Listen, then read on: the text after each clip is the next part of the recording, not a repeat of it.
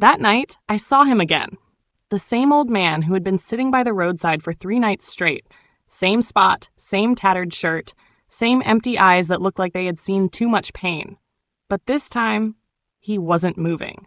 His head was bent forward and his hands were shaking as if life itself was slipping away. People passed by like he was invisible. Nobody cared. Except me.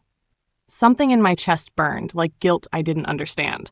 I didn't know that by stopping to feed him that night, I was feeding my own future. My name is Christy Vincent, 26 years old, and I sell food by the roadside in Uyo, Akwa Ibom. Christy's Chop and Chill, that's the name on my umbrella stand. Don't laugh-o. My brother made the banner with paint and pure water nylon.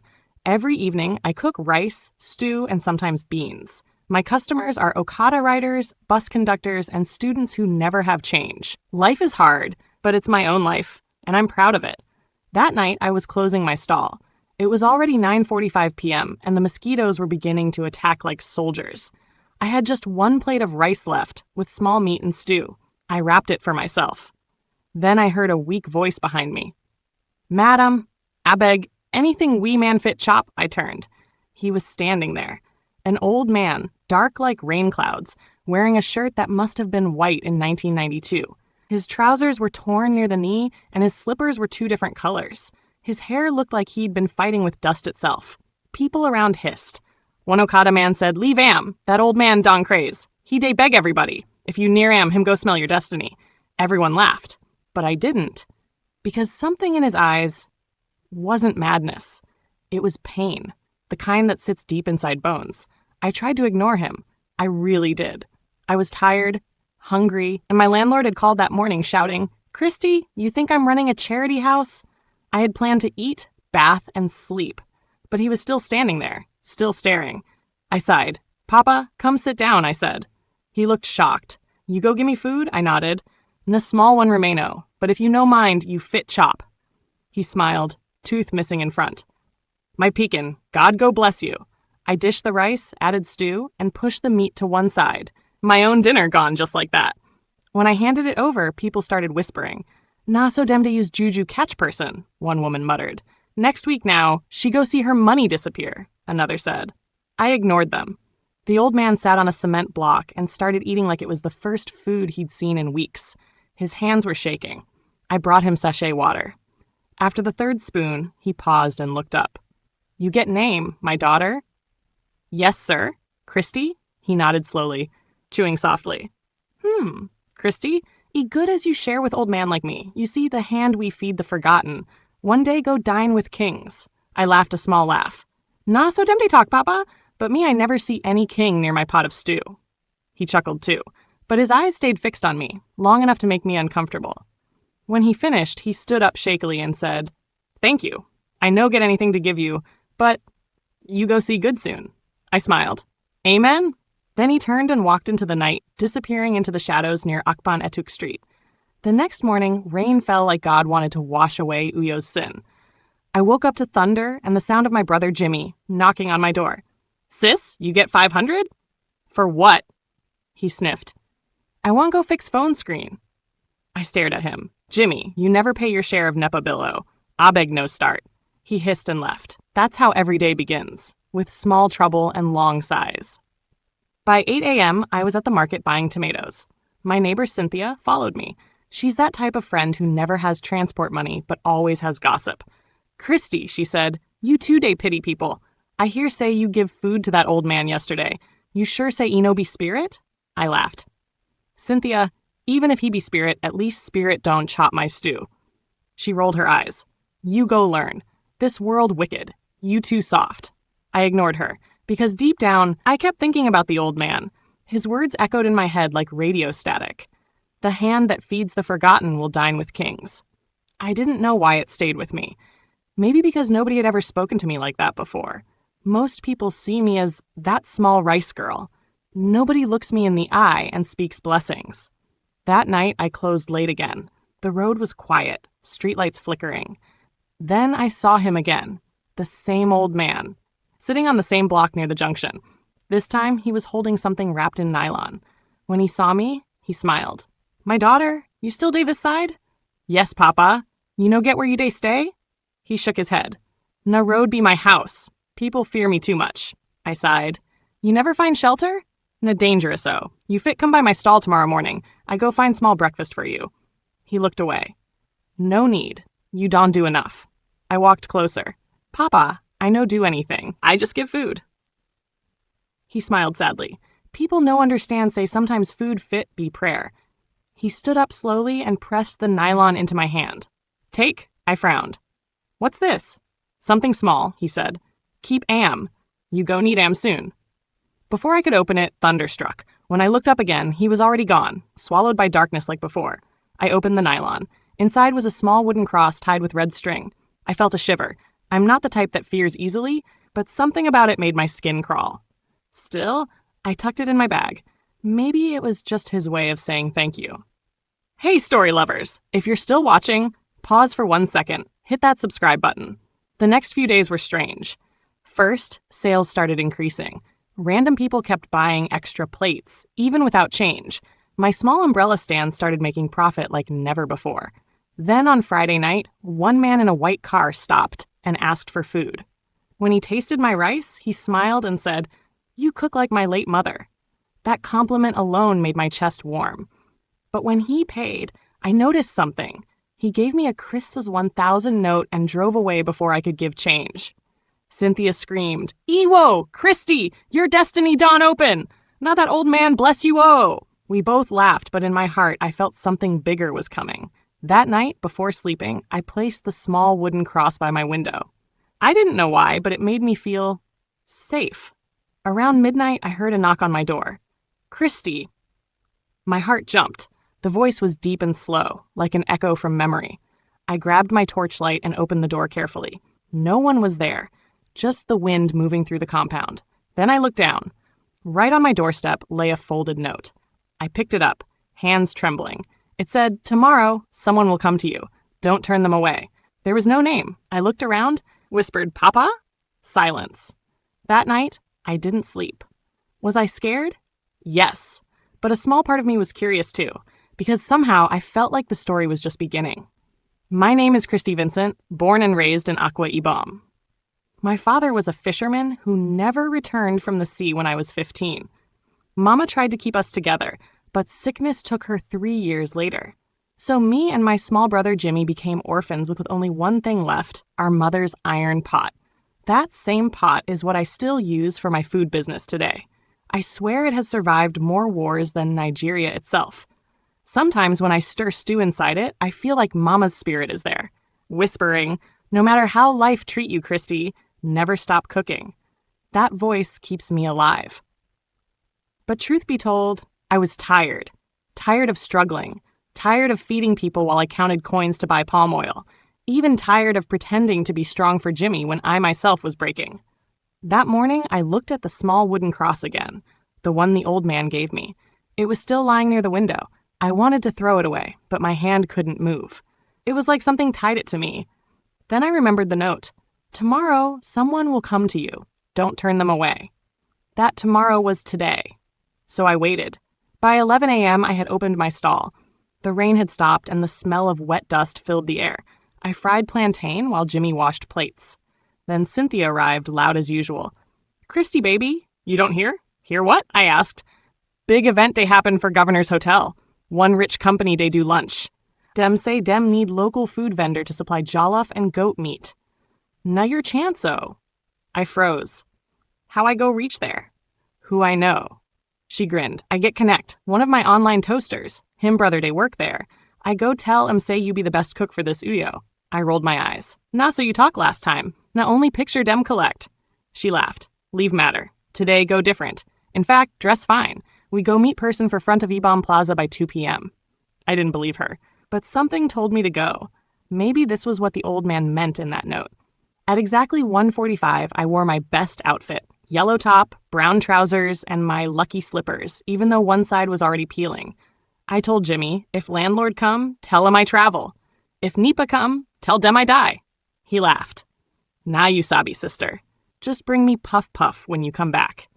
When I reached Ibom Plaza, I saw Cynthia waving from far.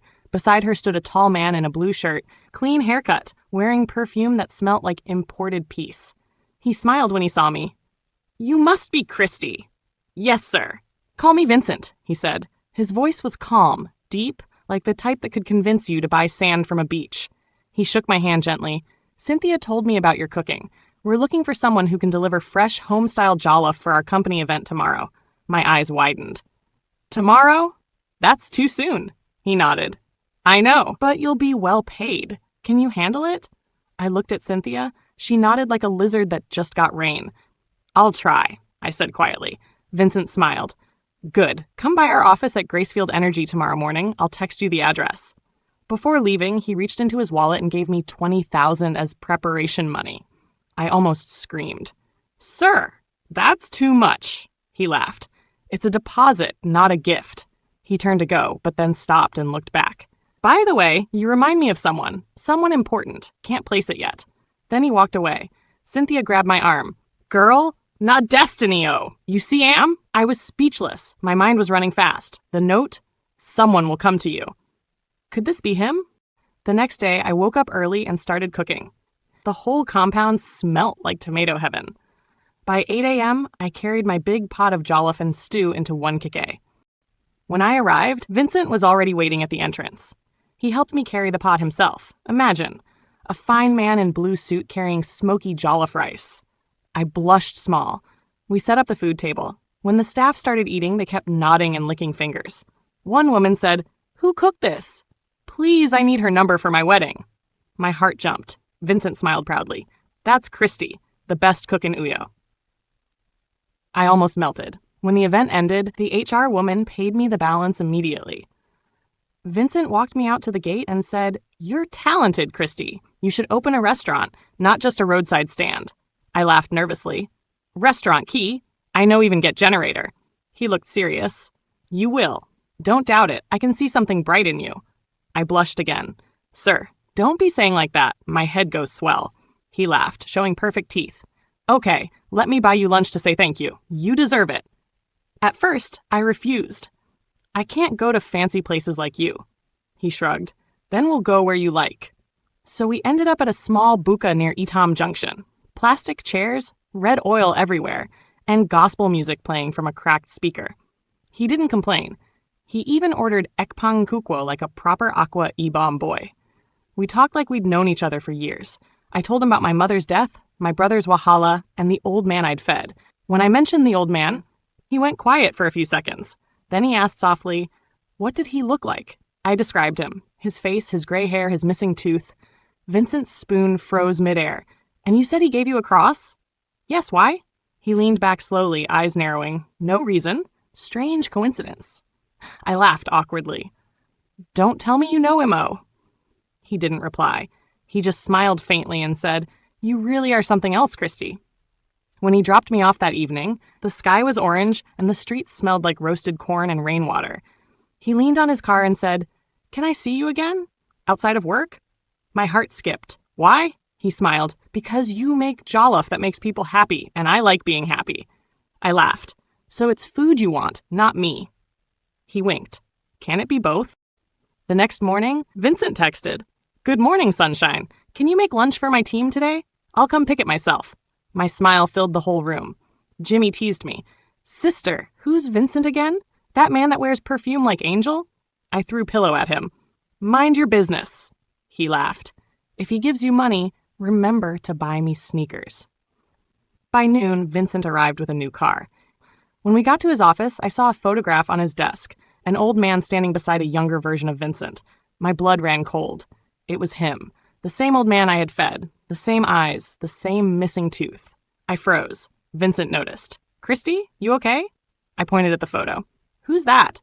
He turned, his voice softened. "My father." My mouth went dry. Your father?" "Yes," he said. "He passed away a few months ago. Heart attack." I stepped back slowly. "Passed?" He nodded. "Why?" I didn't answer. I just stared at the picture again, at the man who had eaten my rice, blessed me, vanished into the night. My heart started pounding like drumbeat.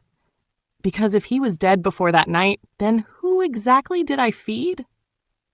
Hey, story lovers. If you're still watching, take a deep breath. Hit that subscribe button. I didn't tell Vincent what I saw that day. I just stood there, staring at his father's photo on the table while pretending to admire the frame. Inside my heart, chaos. The same man who'd sat by the roadside begging for food, the same man who blessed me and gave me that wooden cross, the same man now dead in a photograph behind his son's office. What kind of story was I living in? I left the office that evening with my head spinning. The next few days were like a movie. Vincent started calling me every morning. He'd say things like, "Good morning, Chef Christy." Did you dream of me or just my jollof? If you smile like that again, I might crash my car. He was smooth. At first, I tried to keep it professional, but Vincent had a way of talking that melted stress like butter. When he laughed, it wasn't the loud type. It was deep, calm, the kind that sits in your stomach and vibrates your ribs. Soon, he became part of my daily routine. If he didn't call, my day felt incomplete. Sometimes he'd show up at my stall in a simple t-shirt, no suit, no fancy watch. He'd help me serve food, talk with customers, even help wash plates like a normal person. People started teasing. One Kiki man said, "Christy don catch am! This your Oibo man fit marry you o!" I'd roll my eyes and laugh, but inside I was blushing like roasted tomato. One Thursday evening, it started raining heavily. Vincent showed up drenched, holding an umbrella. "Madam Chef," he said, smiling, "you're still open in this rain?" I laughed. "If I close, who go feed Akwa Ibom?" He stood beside me, helping me hold the umbrella while customers ate under the shed. I could smell his perfume, clean and warm, like rain mixed with wood. After the last customer left, I packed up and he insisted on walking me home. When we reached my gate, I tried to say goodnight, but he stopped me gently. "Christy," he said, his voice low, "there's something different about you. You don't chase money. You don't pretend. You just are." I laughed softly. "Vincent, a beg don't start." He shook his head. "I mean it. Since my father died, I've not met anyone who made me believe people can still be good. Until you." I froze. He mentioned his father and my stomach knotted again. I wanted to tell him that I'd seen his father, spoken to him, fed him. But I couldn't. Instead, I smiled awkwardly. "You're just saying that because I cook well." He stepped closer. "No, I'm saying it because I feel safe around you." My heart was racing so fast I almost dropped my umbrella. Then he did something unexpected. He held my hand. His palm was warm, gentle, not forceful, just steady. "Christy," he whispered. I looked up. He smiled. "Let me take you out this weekend. Nothing serious. Just dinner. Promise I won't flirt too much." I burst out laughing. "You can't help yourself, can you?" He grinned. "Not when I'm looking at you." That weekend, he took me to Le Méridien Hotel, the biggest place I'd ever stepped into in my life. The waiter spoke English that sounded like it came with a receipt. The table was shining, the floor was cold, and I kept checking if they'd charge me for breathing air. Vincent ordered for both of us. When the food came, he waited for me to eat first. That small gesture, it did something to me. He asked about my dreams. I told him I wanted to open a restaurant called Christy's Kitchen. He said, "When that happens, I'll be your first investor." I laughed. "Investor? I hope you're not planning to buy shares in my heart, too." He leaned closer. "If that's available, I'll bid highest." I almost choked on my water. "Ah! You don't rest." He laughed. "Can't help it." That night, when he dropped me off, he didn't ask to come in. He just said, "Good night, chef." But the way he said it, slow, gentle, was enough to keep me smiling till morning. Days turned into weeks, and we grew closer. He'd call just to ask if I'd eaten. He'd show up with fruits or groceries. Sometimes he'd stay while I cooked, telling me stories about his father, how the man was strict but kind, generous but mysterious. Each time he mentioned his dad, I felt something tug inside me, a mixture of fear and longing. A few days later, Vincent came to my stall again, this time with a serious face. "Christy," he said, "I need to ask you something important." I wiped my hands. "You look like someone who's about to propose or arrest me." He chuckled nervously. "Neither. I just want you to meet my family." I blinked. "Your family?" He nodded. "My mom, my siblings. They've heard so much about you. I told them you're the one who made me start smiling again." I laughed to hide my shock. "Vincent, I beg no play that kind joke." "I'm serious," he said. "This Sunday, lunch at our house." I dropped my spoon. No. I can't. I don't even have clothes for that kind of place." He smiled. "Then we'll buy something simple. Don't overthink it." "Vincent, your family lives in mansion, right?" He shrugged. "It's just a house. You'll be fine." "Fine, Key," I said. "I'll look like house help." He laughed and held my hands. Christy, listen to me. I don't care what you wear or where you're from. Just be yourself. That's who I fell for. My chest did jbim jbim jbim. I nodded slowly. Okay, I'll come. He grinned. Good, don't be late. My mom doesn't like late people. That night, Cynthia came over to help me pick clothes. She poured my entire bag on the bed and screamed, Ah, Christy! None of these fit meet the mother vibes. I rolled my eyes. You think I have boutique inside my compound? She pulled out a blue gown I'd only worn once to church. This one, with gold earrings. I looked at myself in the mirror. Not bad. Girl, if you marry this man, now your generation go enjoy, Cynthia said, fanning herself dramatically. I beg leave me, I muttered. I'm just going for lunch, not bride price negotiation. But inside, I couldn't lie. I was nervous and a bit excited. Sunday came too fast. Vincent came to pick me by 12 noon. He wore a white native outfit, smelling like heaven mixed with engine oil. You look beautiful, he said softly. Thank you, I whispered. We drove in silence. When we entered Iwit Housing Estate, my palms started sweating. The houses there look like small airports. Vincent reached out and squeezed my hand. Relax. My mom will love you. I nodded, forcing a smile. We entered the living room. Marble floors, gold frames, perfume everywhere. His mom came out from the hallway, tall, elegant, wearing white lace. Vincent, my son, she said, hugging him tight. Then she looked at me and smiled politely. And this must be Christy. I tried to speak, but my voice cracked. Good afternoon, Ma. She smiled. Welcome, my dear. Vincent has told us you cook like an angel. I smiled weakly. I try small, Ma. She gestured for me to sit. Please feel at home. Lunch will be ready soon. Lunch was served in a large dining room that looked like something from an old British movie. Long mahogany tables, silver spoons, chandeliers, the whole works. Vincent's mum, Madam Grace, sat at the head of the table. Beside her was Vincent's younger sister, Cynthia, who looked like someone that didn't trust easily. Christy, my dear, Madam Grace said kindly, I must say you're more beautiful than Vincent described. I blushed, mumbling a small, thank you, Ma. Cynthia smiled faintly, but her eyes were sharp, scanning me from my cheap blue gown down to my cracked slippers. Then she said, So, Christy, what do you do for a living? I sell food, Ma, at Ikot Ekpene Road. Her eyebrow lifted slightly. Oh, roadside food? Yes, Ma, I said quietly. She looked at Vincent. So this is the woman you've been hiding from us? Vincent laughed softly. Cynthia, behave. She's more than that. You'll see. His mom smiled again, trying to keep peace. Well, anyone who makes my son this happy is welcome here. I smiled politely, but inside my chest was beating drums. Because directly across from me on the dining wall was another giant portrait of the old man I had fed, dressed in the same torn shirt and trousers I'd seen that night. Not his rich, smiling pictures. No, this one was real, the exact way I met him. My spoon fell from my hand. Christy, you okay? Vincent asked. I nodded quickly, forcing a shaky smile. Yes, just a hot pepper entered my throat, but my eyes wouldn't stop staring. It was him. The same tired face, the same missing tooth, even the same scar on his cheek. How was that possible? I excused myself and hurried to the restroom. My hands were trembling so much I could barely lock the door. I splashed water on my face and whispered to myself, Christy, calm down. Maybe it's just coincidence. Maybe he had a twin, or you're imagining things. Then my reflection flickered in the mirror. I gasped. For a split second, behind me, I saw the old man, standing near the door, smiling gently. He looked alive. Real. My throat went dry. I spun around. No one there, just the sound of water dripping. I pressed my hand over my mouth, whispering, Jesus Christ of Yuyo. Then I heard his voice. Soft. Calm. Close to my ear. Don't be afraid, my daughter. You're where you're meant to be. I froze. Papa?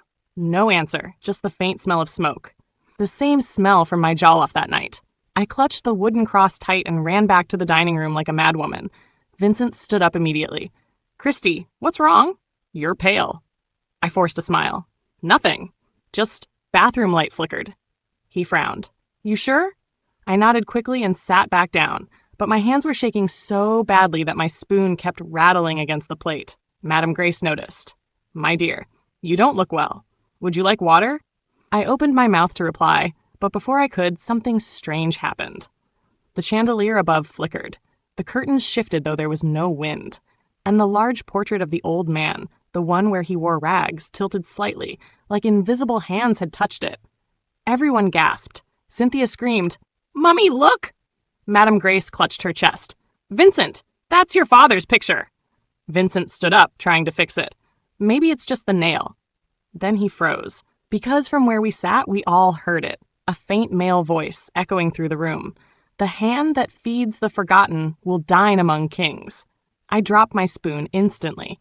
Madame Grace covered her mouth. "That voice? Vincent, that's your father's voice." My head spun. Tears filled my eyes. I stood up shakily. "That's him. That's the man I told you about." Vincent turned slowly, eyes wide.